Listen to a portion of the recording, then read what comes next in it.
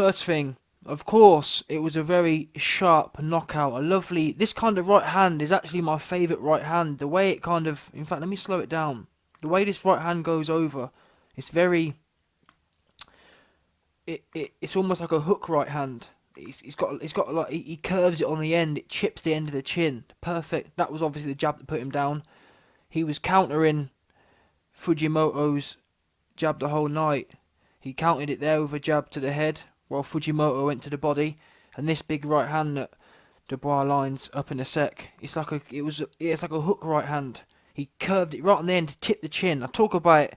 Those man who follow my channel, you'll know that I've talked about the chipping the chin. Often when you see people get hit on the top of the head or they get hit flush on the side of their head, it don't do much damage. But when you chip the chin, there's something about it. I'm not sure about the physiology of it all, but what we do know is when you hit that, that's why in a way, right hand, we saw AJ fighting, here we go, we saw AJ fighting Ruiz. See the chip there? Chipped his chin. It weren't no, we saw AJ fight Ruiz, and he was throwing short, straight right hands, and they were just kind of being absorbed. But when you, and that's why in a way it would have been nice to see AJ put a bit more top spin on it, put some side spin on it. Watch Dubois here, and then also it's a good way to generate power. You see, it's not straight right at the end. Well, how you throw this kind of shot? You throw it straight, and then right at the last second, you kind of put a bit of left to right spin. If you imagine throwing a straight shot obviously goes from back to front.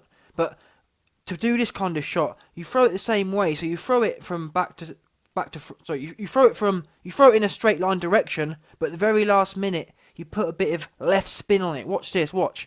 In fact, let me slow it down even more, so we can emphasise the spin I'm talking about. So look, it starts off straight and then right curves it. In fact, that might even have been a hook in the first place. To be fair, that might have just been a straight up hook, but it weren't. Now it was too straight to be a pure hook. It was like a watch. Chips. Look at that chip. You don't do that sort of shot. Beautiful. Chips the chin. No one. That shot there weren't no Kovalev versus Canelo where man just falls on the floor. That was no one ain't taking a shot like that. There ain't no one born. There's not a man born from his mother who can take a shot on the end of the chin like that. My man is in a different dimension at that point. Let's do the next one. I want to see it again. It's a beautiful spin. Here we go again. It comes up. Big, stiff Daniel Dubois. Ain't messing about. Here we go. You ready? Yep. Yep. Look at that. Rocks right at the end of the chin. There's nothing he could do nothing about that. Not even a bit could you do about it. It's a shame he didn't clock on that he was getting timed with his leaky, lazy jab. But there you go. There are levels to boxing. I want to say it one more time. And ultra slow-mo. Here we go again. Daniel Dubois. He dropped. And to be fair though, if you look here just quickly on a bit of technical analysis from Daniel Dubois, Daniel Dubois drops his left hand when he throws his big right hand, which is alright at this level, but when you're fighting other people who can potentially catch and counter, he might find himself eating a jab in the face, or no, wait there, wouldn't he? He wouldn't. Yeah, no, he might find himself getting a short right hand on his cart. Do you know what I mean? Look, he drops his left hand proper loads up, and at this level it's alright. But when you look at that, his whole left hand side's wide open. His whole left hand side's wide open. And at this level it's alright, but at a higher level, who knows? It would be nice to see him keep that left arm tucked in when he throws his right. Anyway, let's get back to this. Watch the way it chips the end of the chin. Look at that, right on the end. Like that. They don't teach this in boxing no more, man. They don't teach this kind of this stuff's higher level. People don't appreciate it. People think, oh, it's just about getting a hand on the head. No, it's not at all. It's about ideally, yeah. When you put your hand in a glove, and that's why in UFC you see a lot more it's easier to get KOs in the UFC because the gloves, you can have your knuckle, it's much more, it's much more intimate with UFC gloves on. Do you know what I mean? Because your knuckle is, the closer you can get, look at make your hand into a fist now. Look at your fist. What you want to do, every punch you throw, whether it's a jab, an uppercut, or anything else, a jab, uppercut, or a hook, whatever shot you throw, you want to line up the place you're aiming for, the liver. And that's in a way, every boxer should really study the human anatomy, because when you think about it, the liver is only, I don't know, 10 inches long. Your solar plexus is only 3 or 4 inches wide. Your chin is only 3 or 4 inches wide. See what I mean? And when you compare it to when you make your hand into a fist, yeah, the only part you really want to hit people with is, you see them two big knuckles, your index finger and your middle finger. Them knuckles there, the two big ones. Them two knuckles. That's literally where, if you could land an ideal shot, them 2 points is where every shot should be landed. No, not on the. That's how people break their hands. When you land on the smaller knuckles, that's how you break your hand. When you land, see Wilder. Wilder's always breaking his biceps and whatnot because he slaps.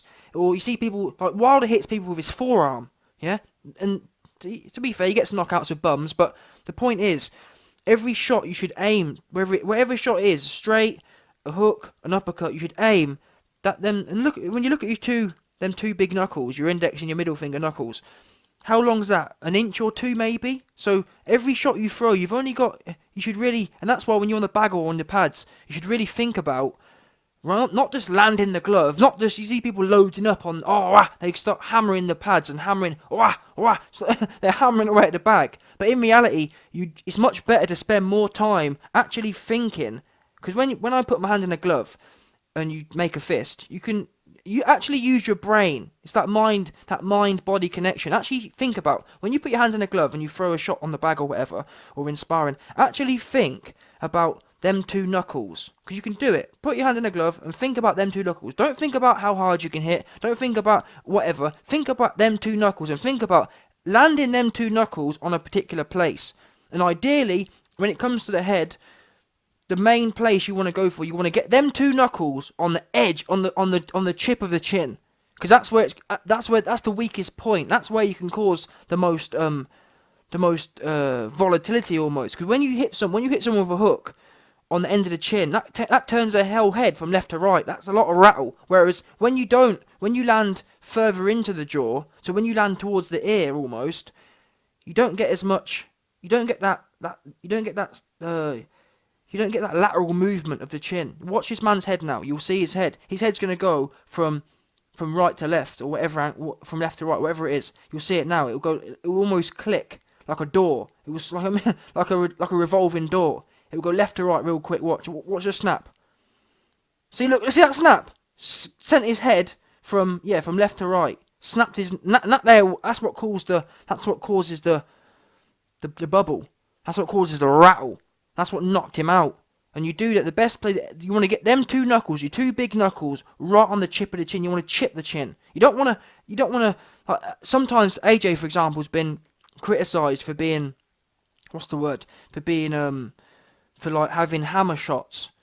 But in reality, the best shots are the finesse shots. Like, this is one thing McGregor used to be good at. He'd be good at hitting, being more rather than just, obviously power's good and hitting someone at all's good, but often you can knock people out with a lot less effort and a lot less it's, you know what I mean, it's more about placement. And it sounds cliche, but in reality it's more about being precise. If you can hit the right place, you don't have to hit it with as much power.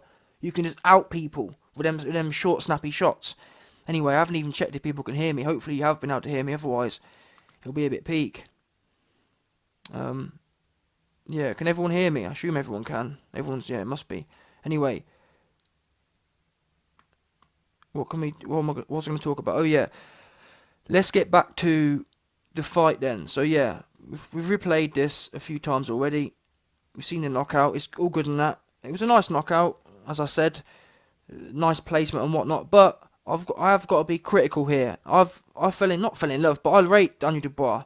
I've rated what he's been doing over the last little while. However, I have had a bit of a falling out with him because essentially in this lead up to this fight camp with Daniel Dubois and Fujimoto, Dave Allen was one of the main people who they was trying to bring in. Fish Eyes was trying to make Daniel Dubois versus Dave Allen. Now we know Dave Allen's got a big name, but we know he ain't no good. We know he's psychologically shot. He's not really about it. He talks a good game and he makes excuses every fight. Bottom line is, Dave Allen's finish is no good. We saw him jack against Dave Price. Now, who do you think wins Daniel Dubois versus Dave Price?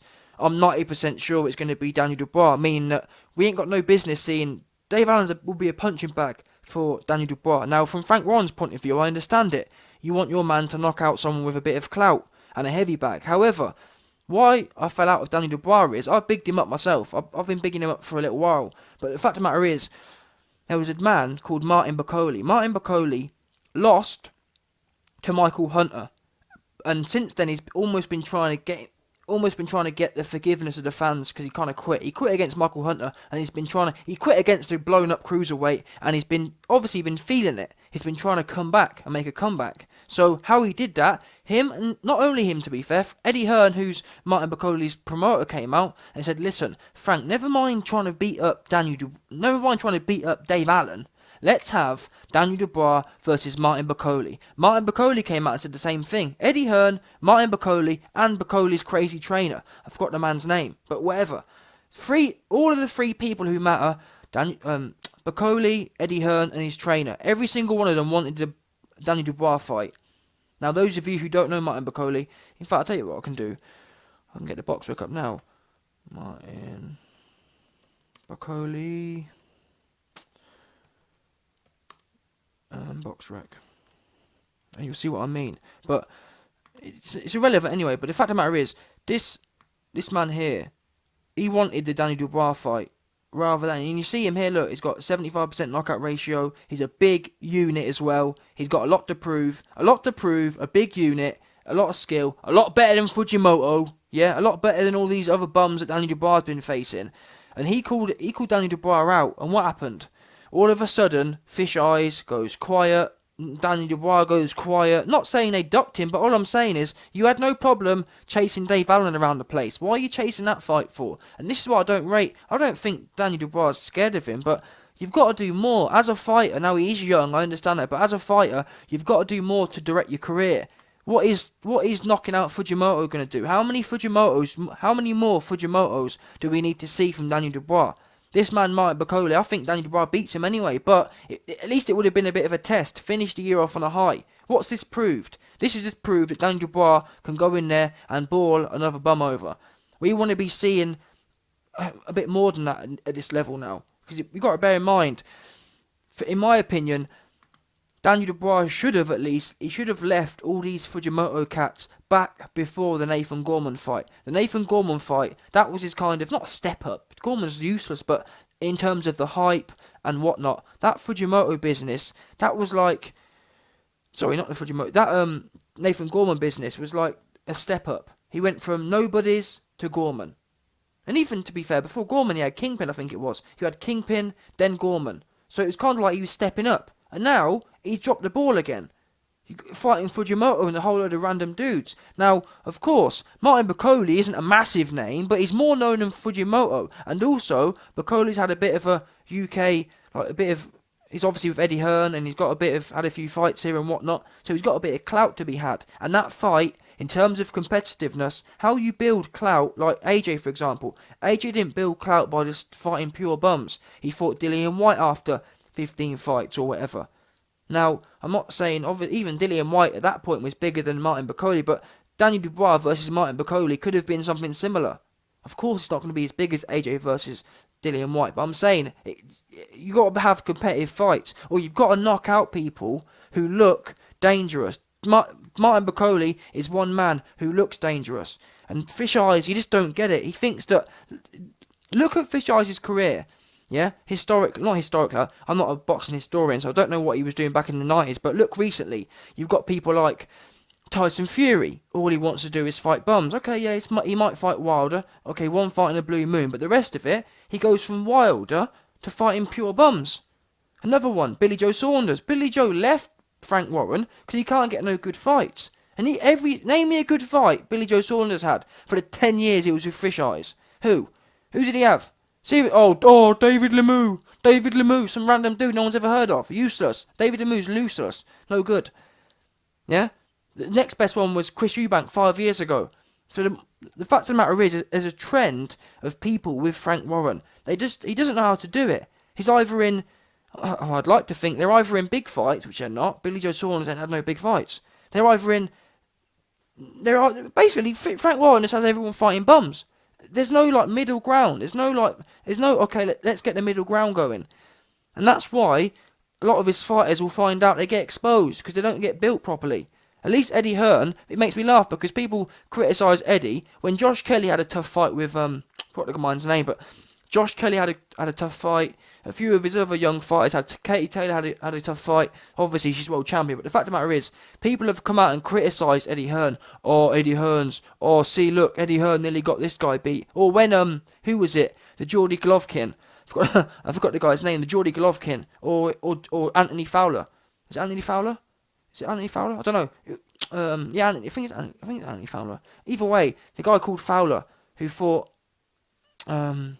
The fact of the matter is, there's all them middle people, yeah, who've been having tough fights. Fowler lost, Josh Kelly arguably lost, and people have come out, Katie Taylor lost, and people have come out and said, oh, look, Eddie Hearn's getting all of his fighters beat, and it's like, well, no, his fighters are having tough fights because they're in there with decent people. That's what development's about. Being a promoter and developing fighters isn't about pulling a Frank Warren and having your fighter fights they're going to win every time. But building good value in fighters is about putting on good shows, and how you do that is matching relatively competitive fights, and by giving your fighters experience. This was an experience. Going in there, dropping your lead hand and just winging over a big right hand hook. That's not... What's that? What's he learnt from that? I'm pretty sure Daniel Dubois at 6'6", 250 pounds knows he can knock someone out with a big right hand, a big sloppy right hand as such. That wasn't nothing new. And I feel that at what point... Now, it's funny because Frank Warren comes out and says, oh, yeah, well, we're ready for AJ now. Yeah, well, I bet you are. Who isn't ready for AJ? I'm ready for AJ. I'm 190 pounds and I'll fight AJ for 10 million. Who wouldn't do that? So that's no good fish eyes. What we want to know, when is Daniel Dubois going to be ready for them middle people? I can't even name some names. The only one that comes to my mind is Martin Bacoli, because he's kind of... Or Michael Hunter. That would be a great one as well. I know they're on different promotions, but the great thing about Eddie Hearn is he's not a bit like Frank Warren. Eddie Hearn's prepared to work with different promoters. And like I said, Fish Eyes had no problem running around chasing Dave Allen all around the place. Why couldn't he chase around Martin Bacoli? Why can't he chase around Michael Hunter? I want to see Daniel Dubois fight someone who's young, hungry, and able. No more people who are coming in to fall over. No more fighting people who you know you're going to win. What's this proving? And that's why Daniel Dubois' name isn't building. Now I don't blame him completely, but I do put a level of responsibility on him, because yes, he's young, but you've got to, as a fighter, you've got to take responsibility for your own career to an extent. You've got to say, you know what, Fish Eyes, this is all well and good, but let's get some decent fights going. We've got a bit of momentum now after the Nathan Gorman win. Let's build from that. Instead, they've dropped the ball completely with the Nathan Gorman fight, and they're back to fighting nobodies in an empty copper box. What's that doing? It's weird. It's an odd behaviour to me, and I think Daniel Dubois could be the business. However, like I pointed out, he's throwing big right hands, but what heavyweight can't do that? He's dropping his lead hand when he throws. We haven't seen him really hit back yet.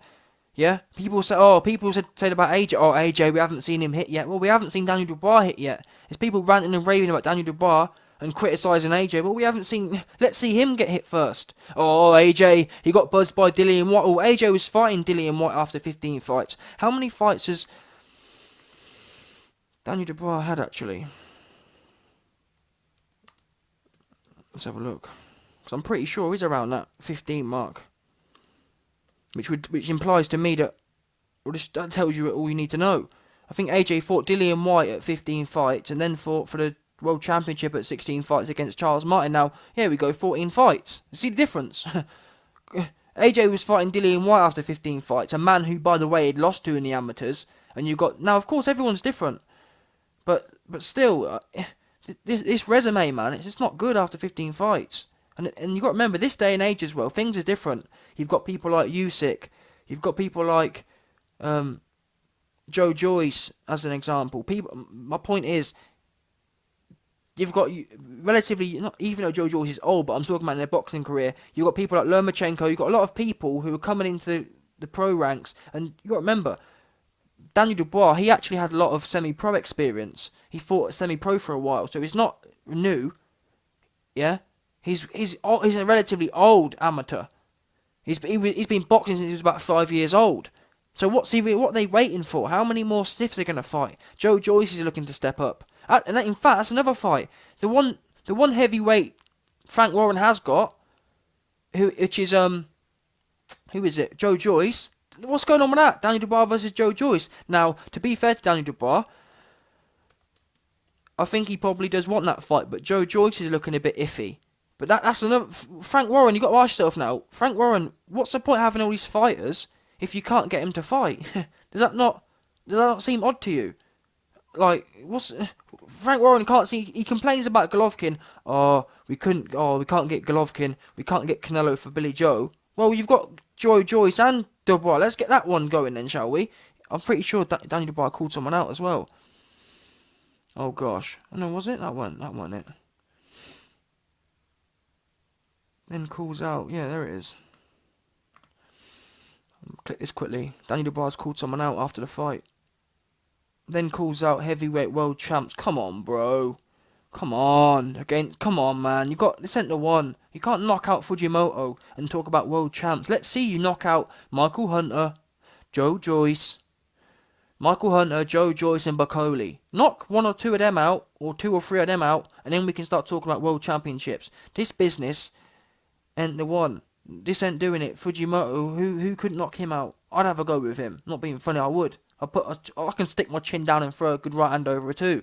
Daniel Dubois said, after the first couple shots, I thought I would pace myself. I knew I had the power. I was confident about what I was going to do. I landed a sweet shot, and that was good night. If I keep collecting these nice belts, I won't be too far from a world title shot. I just have to walk the path. What nice belts? What are you talking about? I'm not even sure who this belt was for, but whatever belt it was, Fujimoto went no one. Yeah, no good. I knew I had the power. Yeah, well, it's easy to know that. It's easy to know you have the power. It's easy to know you're confident when you're in there with Fujimoto. Let's start seeing, and that's what frustrates me. You got these fighters talking about, oh, I'm confident.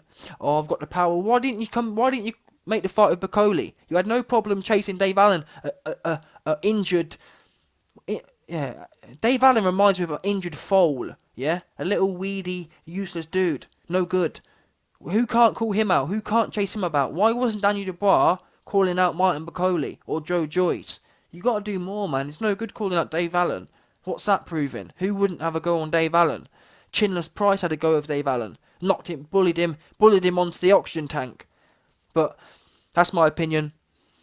I do rate Daniel Dubois. I'm not being negative because I don't like him. I think he could be good. But what am I meant to do? Rant and rave about him knocking out Fujimoto? Come on, man. Let's be serious now. Let's talk turkey. Go start at least now. He might not be able to get the fights with Bacoli or Joe Joyce, but at least start orientating yourself that way.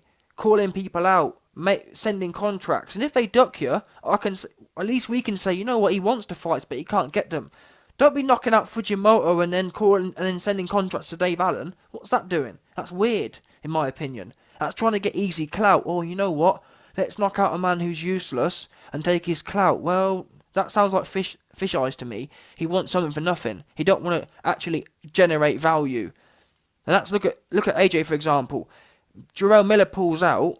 He could have brought in a complete stiff, and he brings in Andy Ruiz, and he gets beat. But that's trying to provide value, and not only that, trying to prove yourself. The other thing, when Jarrell Big Babe Miller pulled out, who did AJ go for? Luis Ortiz, another so-called boogeyman, big old boogeyman. He tries to get him on 5 weeks' notice. It takes Wilder. The man Wilder has to rematch 4 times because he's that good. Yeah. Anyway, that's my thoughts. Let me know yours.